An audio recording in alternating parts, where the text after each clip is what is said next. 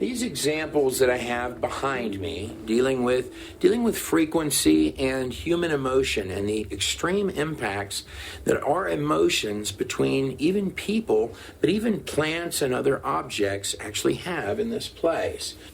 For the next month, I'm going to love this rice. Send it some love. Just think love. And with this rice, I'm going to think hate, horrid, hated, evil rice.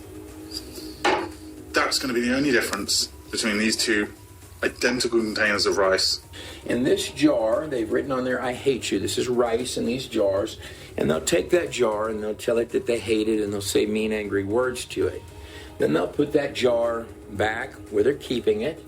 And they'll pull out the other jar which says I love you, and they'll tell it kind, loving, and comforting things and put that jar back. So this is day 13. I dropped this little jam jar of rice, but I think you can see that's gone really bad. It's gone disgustingly bad. Liquid on the bottom. And there's this rice. This, honestly, still looks good enough to eat. 13 days of love and 13 days of negative energies. Now, in this experiment, they're at day 27, and you can see the mold and the decay on the I hate you jar. Isn't it stunning how the Lord made this place? And over here you see on the I love you jar that it's still pretty fluffy and fresh.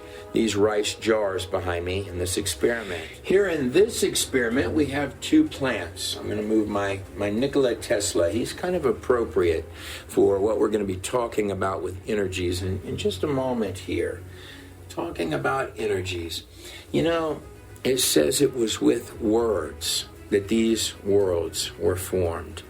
In Genesis, the first pages of Genesis, it says, and God spoke, and God spoke, and God spoke. It was with words that these worlds were formed.